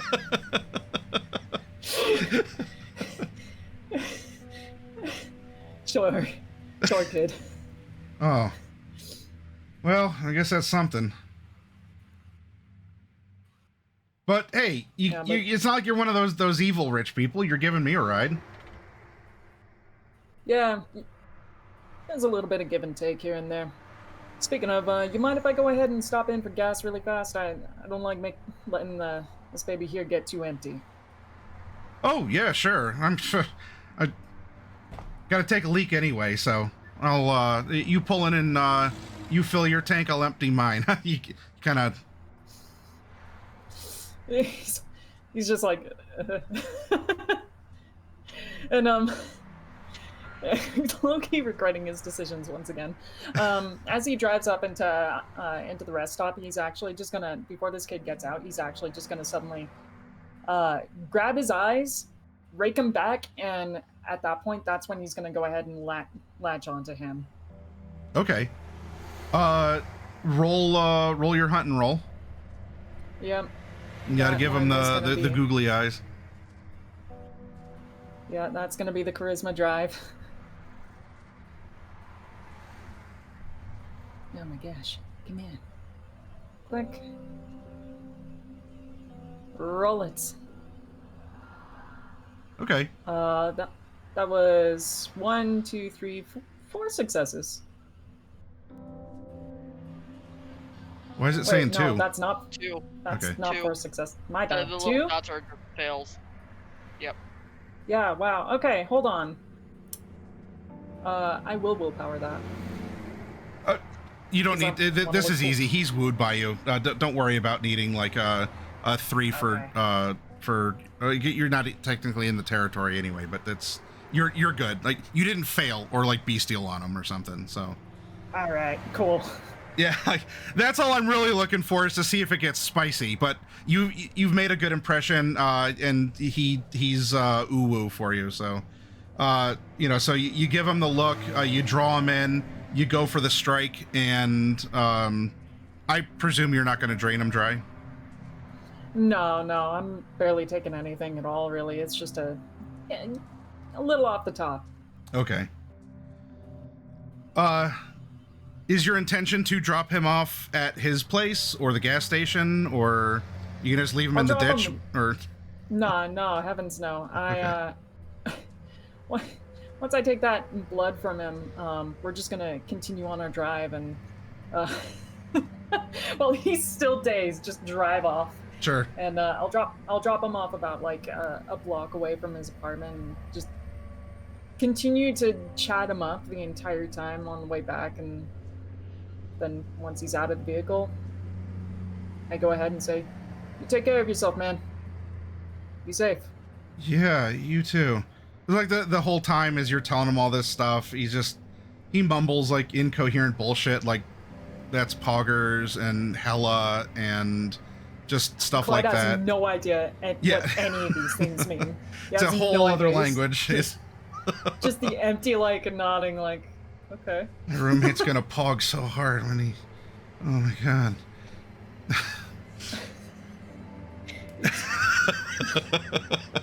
Clyde isn't even that old. He's just slightly older than me, but he's like, I have no idea what this is. He's not into the internet culture. Yep. He's not into the memes.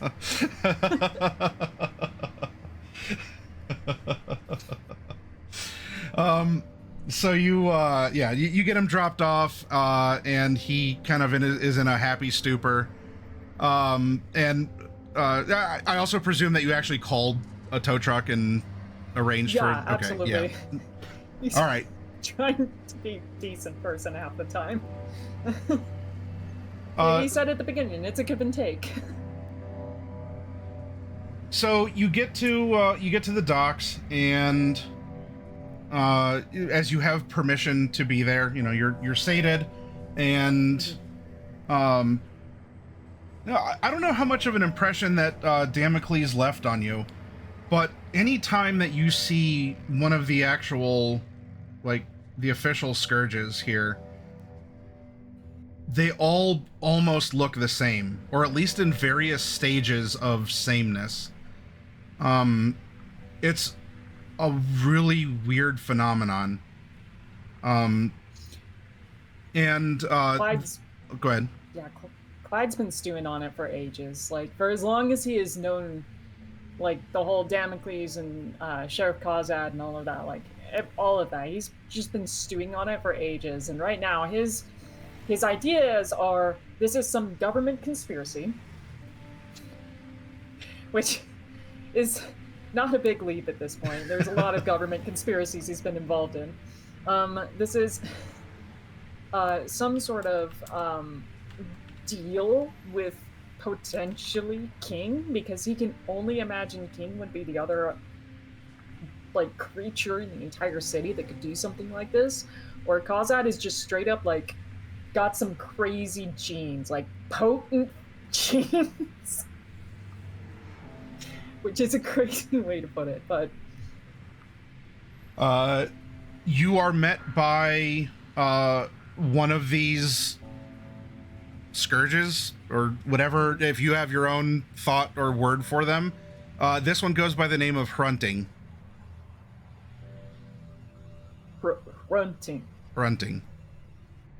Grunting. All right, Grunting, what do you need? Hrunting. H. Okay, hunting. Follow me. And you follow this lumbering, long-fingered creature down into the mines. And much as you saw before, the mines have been recovering over time, both in their official human capacity, because, well, wouldn't you know, a little while ago they flooded with water after a very unfortunate incident during the anniversary of the city. Mm-hmm. And Hrunting goes to the wall and puts both clawed hands in, and you hear his bones pop, but he lifts this giant salt wall up. Inside. Sir, yes, sir. And the door closes, and it's just you in the hallway. Clyde just cranes his neck around, feels it pop a little bit, and looks down the hallway, all the statues aligning forth. He bursts his lips a bit, and he's just thinking, like, every single time he's come here, in the past, it's usually been something very, very dramatic. It's the best way to put it. But regardless, he goes ahead and just takes it in and continues to shuffle his way down the hallway.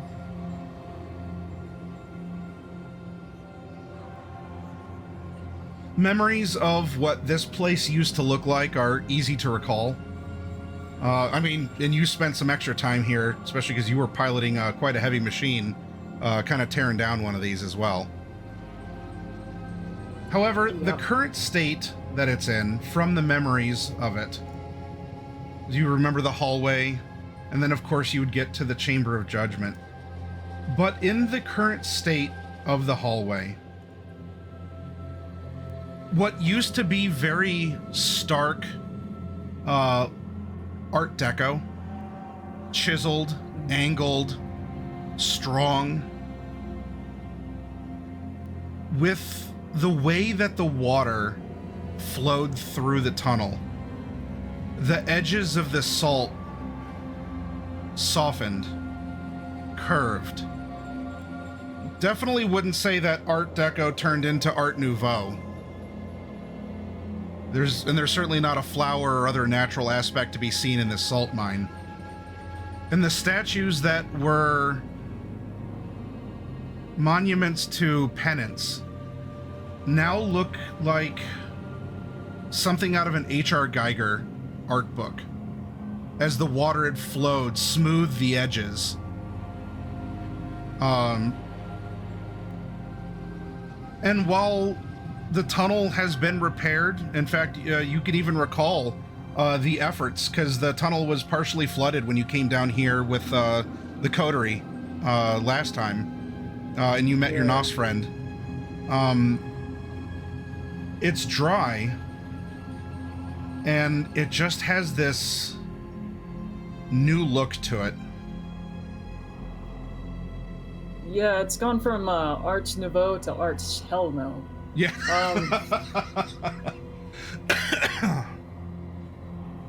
And you get to the end. I'm suffering, I'm not gonna lie.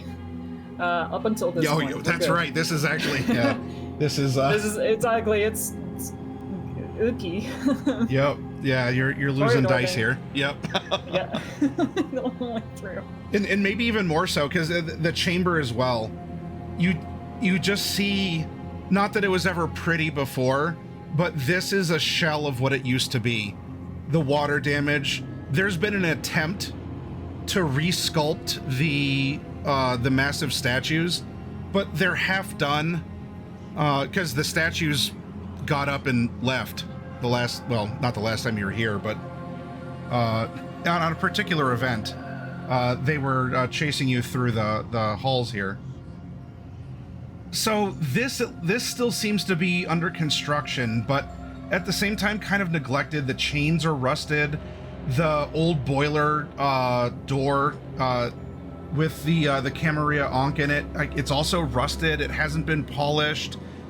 It was never like mirror sheen before, but this chamber does look decrepit, which maybe is even more sad than it was before. Yeah, bit of a non-question, but I am kind of gonna peer around the place really fast before really entering it and see if I can actually spot the oogly boogly curse mark that appeared from Tabula Rasa. If it's still here, it'd be interesting. Yeah. Go ahead and do an awareness as you're checking for things. That would have been in the Shriven room with the salt pillars from Sodom and Gomorrah. So you can go and check that room off the main path. Yeah, maybe just fleetingly. I got a little bit of time. He checks his watch. Yeah, I got a little bit of time. I'm not making the big man wait. I'm just peeking. Ooh, nice. There's 4. Finally. It's not there, but you have enough of a discerning eye, and maybe even more so against the fact that everything still seems to be in kind of a state of being worked on. Like, you might walk past some chisels and other tools. There's probably a water pump that's not running. It's not needed. That's been shorn up. This room, though, the mark isn't there, but the floor is too different. It looks like the floor has actually been worked on, even above the biblical statue and verse. Now, Kozad is very biblical. It would make sense that he would want to restore these lessons, these statues depicting the wrath of God. It still looks kind of melted and all this. The floor, however, the symbol's not there, but there does. It's like it's been almost using a lesson of the water. There's an area that's been smoothed over. You got 4 successes. And there's this circular seam in the floor where the symbol was.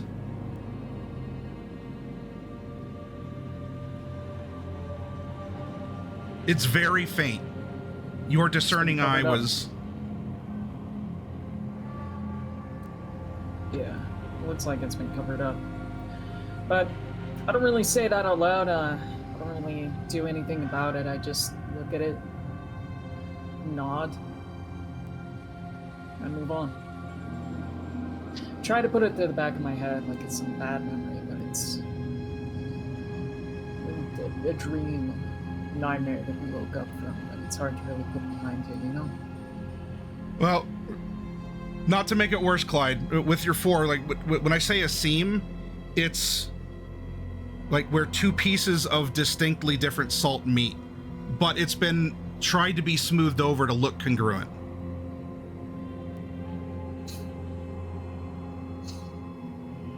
Yeah.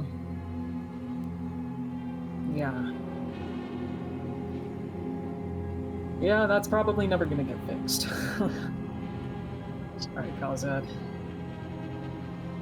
But I returned back to the original path and head back to him. It was like a morbid curiosity, really. There's always that little bit of trying to figure out whether or not what we saw was real. What we faced was just a real thing. I don't know. Everything's so normal, it's just... It's hard to believe now.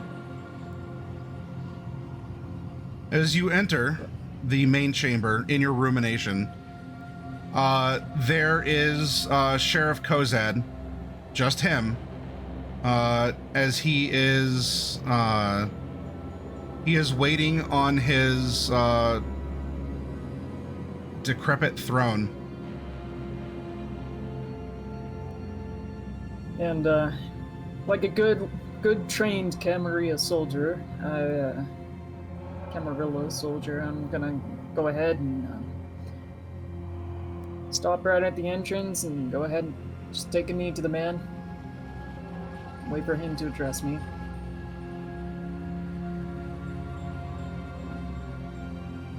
In the still air, the only thing that moves as he speaks is that gauzy red veil that he wears in front of his face, and probably for good measure. You may enter. Stand up and make my way over. Stand before him. Report him for duty, Sheriff Kaza. Duty?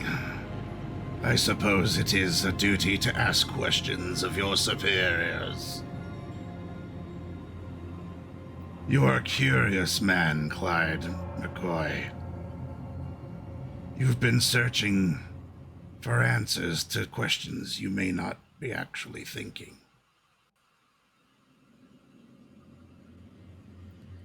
But you are also loyal, and you're willing to pay the costs asked of you. And so, we're here tonight so that I can sate a curiosity of yours.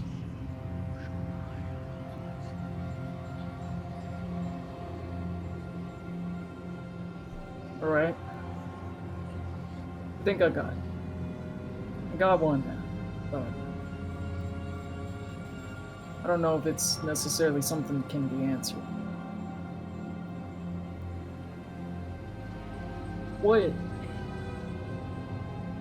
really is the relationship, like the history between the tower and, you know, the Lupines?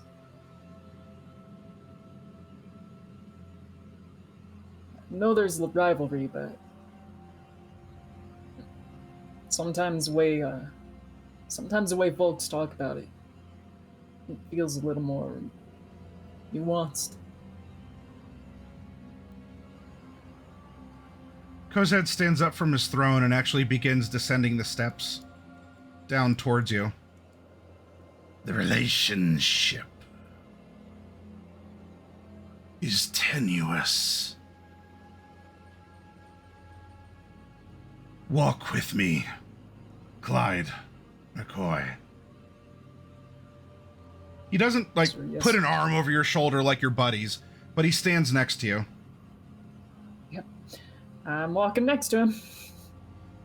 If it helps, despite his Eldritch xenomorph-like disgusting body, his robes are very nicely pressed and kept in immaculate order. It helps a little bit, Okay. not a lot of it. He, Clyde is just visibly tense as he gets near, and he's just like every muscle is just kind of clenched as he's walking, and it's completely reflexive. He has no control over that one. It is a tenuous relationship, one that must be borne by those only with great strength and conviction. These statues, do you recall what they are? They're well, I recall they move. They symbolize the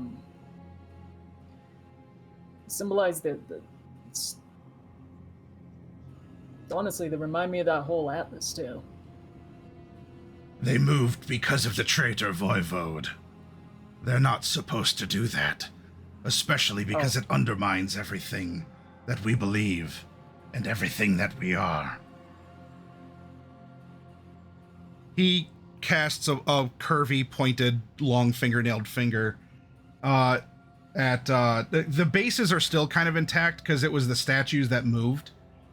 And you can read one of the tenets of the Camarilla, one of the 6 rules, and he'll take you to remind you each of the stations of the rules of the Cam. Yeah, and Clyde will be able to actually announce all of the traditions, just off the top of his head. He's not familiar with I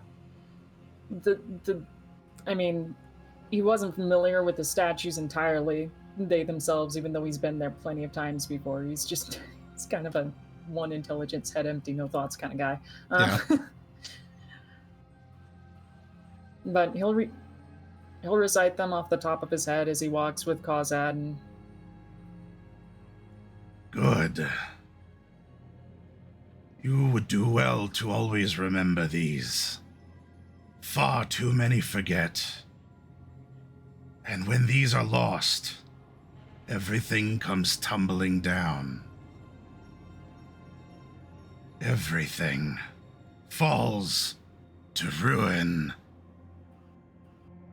including tenuous relationships.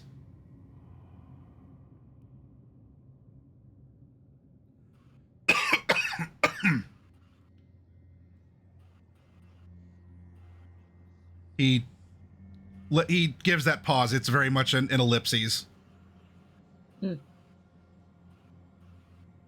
As he looks at you through his gauze.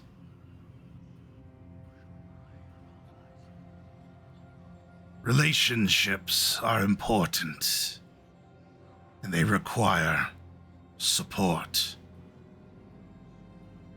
Mutual support.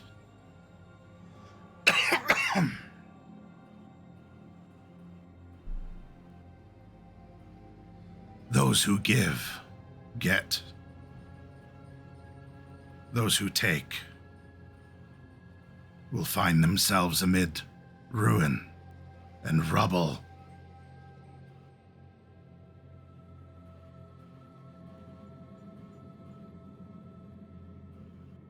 I can speak no more of this. I only hope you're able to understand this fundamental lesson that I've made time to teach you, to remind you of your roots, not just yours as Clyde, not just yours as a member of the Toreador clan, but going back further to someone, something more powerful and ancient than even I.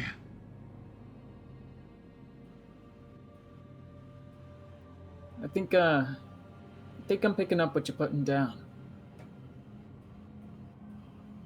That's starting to actually make a lot of things make sense now. So. You play by the rules, you will be rewarded. You stray. Well, strays get caught. And often put down.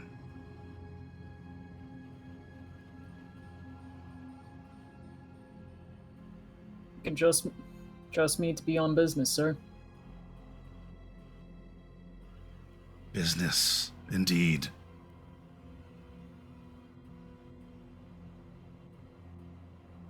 Now, I have work that I must do, speaking of business. But if I've made myself clear,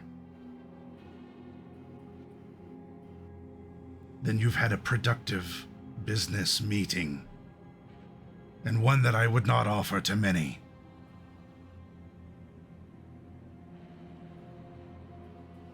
I believe I certainly have. I thank you, Sheriff. As you Thank you for your turn... time. Oh, I'm sorry, go ahead, what you're saying. Yeah. Thank you for your time and all your wisdom. He smiles, and by Cain or any other thing that you believe in, you almost wish that he didn't. As he does, like when I like he has like the bottom jaw of the queen alien, long teeth, and his lower jaw distends even below the red veil. Clyde tries to smile back, but it's like a grimace, just an absolute grimace. And he actually does now reach out, and he contacts you, or only your jacket you're wearing, by the shoulder on the hem. And his mouth gets very close. Clyde, if you wish to understand more, you can always seek reassignment under me. I have uses for a man like you, and I assure you there are a great many benefits that come with my direct employment. And he doesn't have two fangs, like he has all fangs, like all fangs.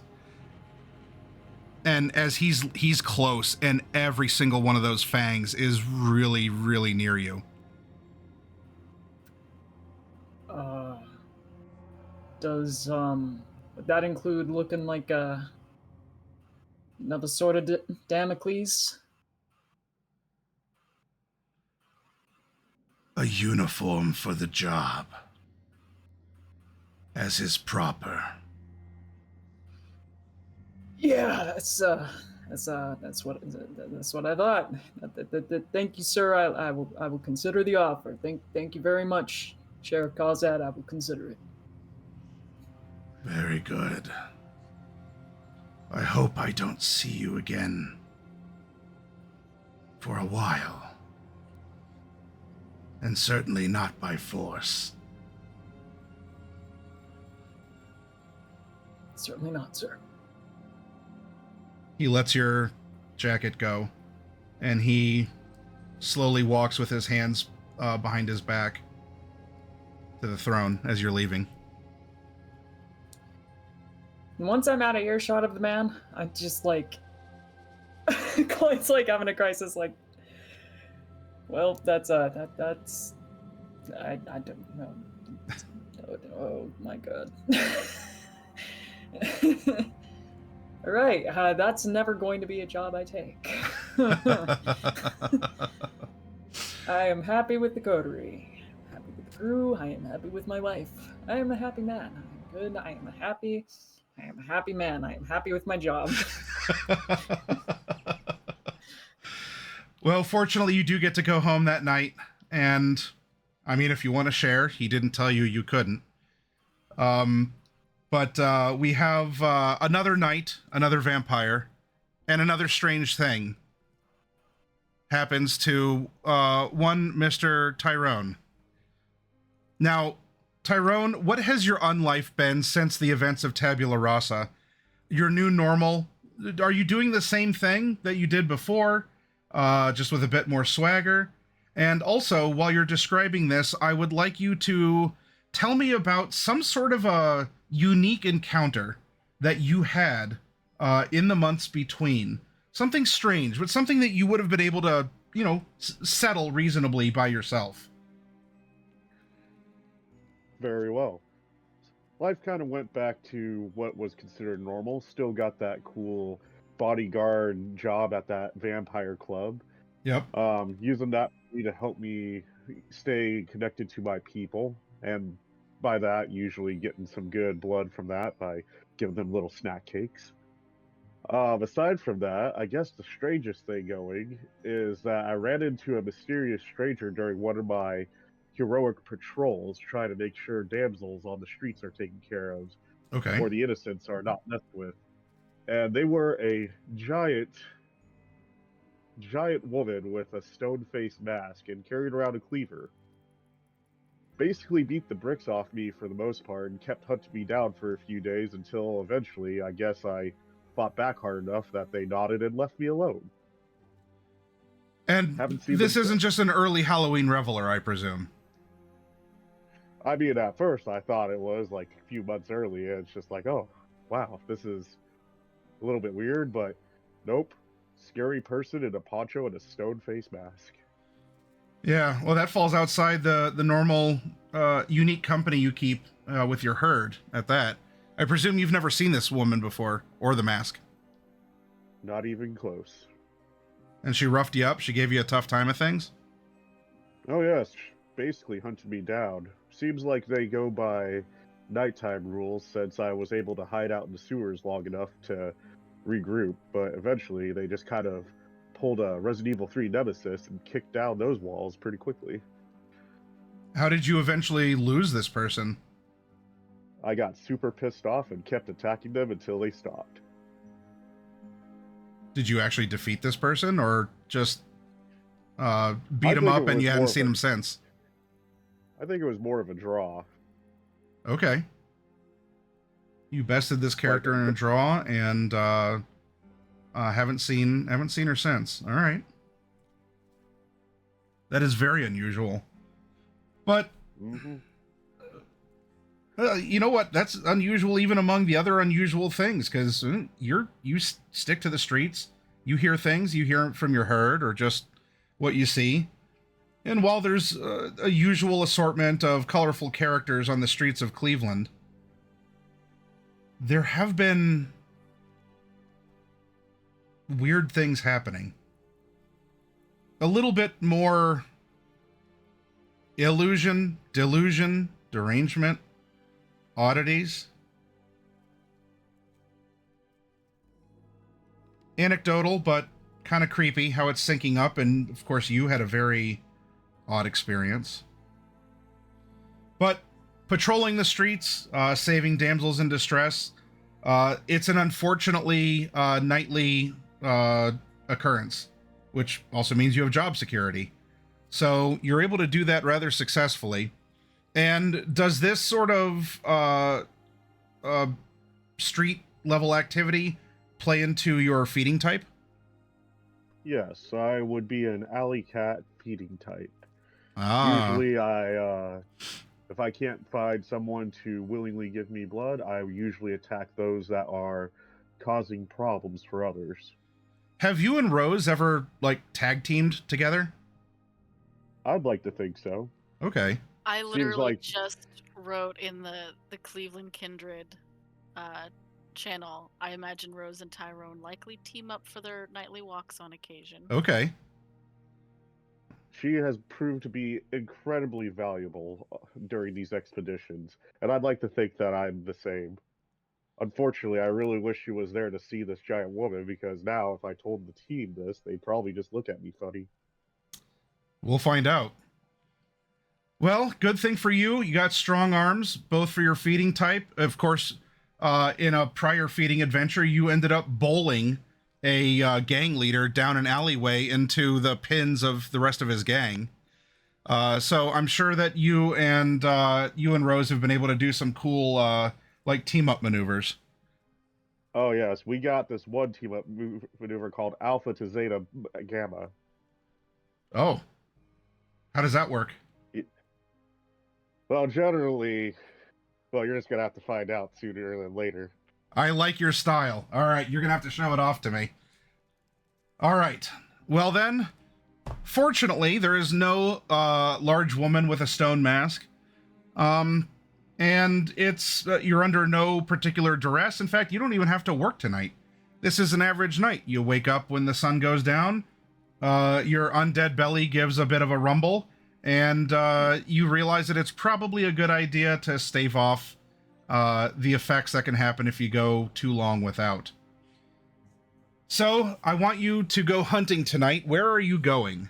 Where is your alleyway or some other similar circumstance? Well, normally I hang out on the rooftops and going from roof to roof searching for ne'er-do-wells that way. Sure. We'll do this I then. can start walking the streets. Well, there's plenty of rooftops as well. I'll tell you what. This night, you find yourself in an industrial park, and while there are some factories that are still working, there are unfortunately many. No, that was the wrong direction. There are unfortunate many that have been closed in whole or in part. And you know, One moment. yep, no problem. Do what you got to do.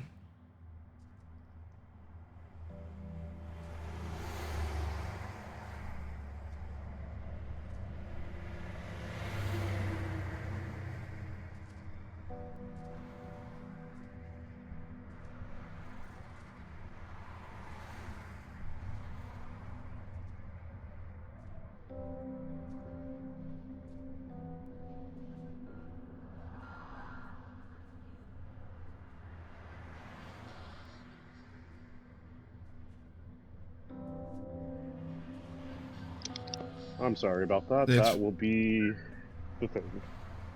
Do you got to go? Is work calling or? Unfortunately, yes. Okay. We'll narrate through it, but I'll tell you what. I want you to at least get some dice rolls in. Roll your feeding. Roll your feeding dice as you pounce upon some criminals that are haunting an old factory. You got it. We'll do brawl. We'll fill in the details later, but if you got to go, you got to go. Yep. Sorry about this. It's fine. Let's see. I believe that's brawl and strength. All right.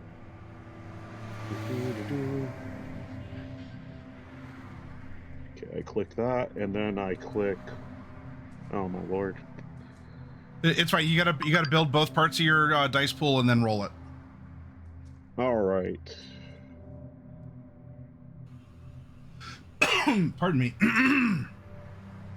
Although if you super have to go, we learned that we can pilot each other's character sheets. So. Oh, by all means. So okay.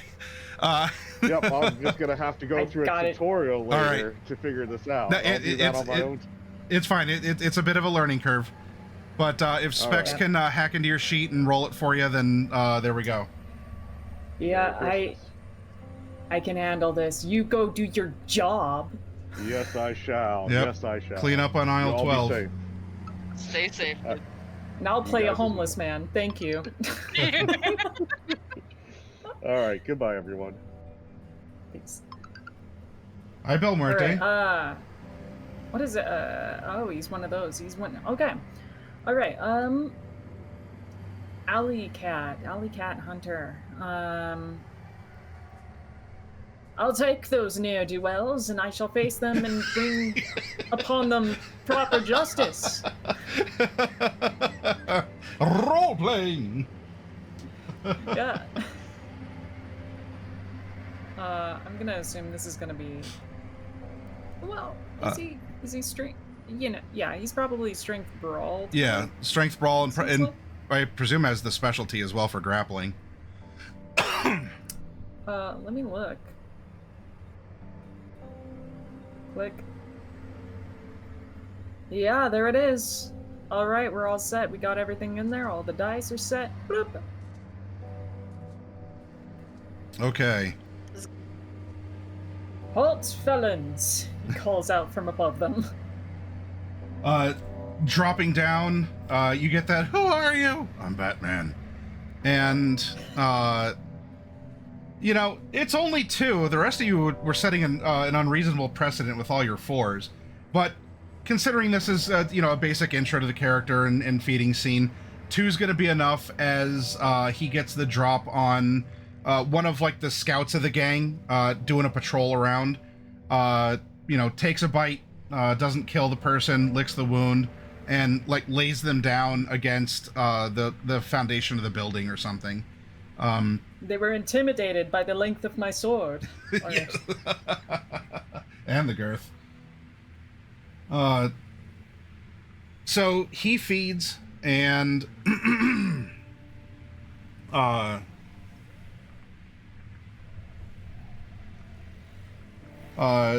well, he already had a supernatural encounter, so there's not going to be much more to tonight. At least I wouldn't want to do it without him directly. But we already know that he had a strange supernatural encounter. All right, so this is what we're going to do, everyone, because we've been going for about 2 hours here. We have our core coterie introduced. Let's get up and take about a 10-minute break. And then when we come back, we have a new coterie member that we're going to introduce, and then we got to get the gang together. So, I'm going to take you to the break screen, which, by the way, we have a new break screen as we are now officially in the autumn. Bum, bum, bum, bum, bum, bum. Don't hit B. Bum, bum, bum, bum, bum, ba-da-ba-ba-da-ba-bum. Nope, that's too late. I got it. We are now in autumn, and I have a little timer. Yeah. So we'll be back in about 10 minutes, everyone. Go get a drink, and then we're going to meet Jessica. We're going to see who she is, what she does, how she hunts, and yeah, it'll be fun, and we got to get everyone together. See you soon.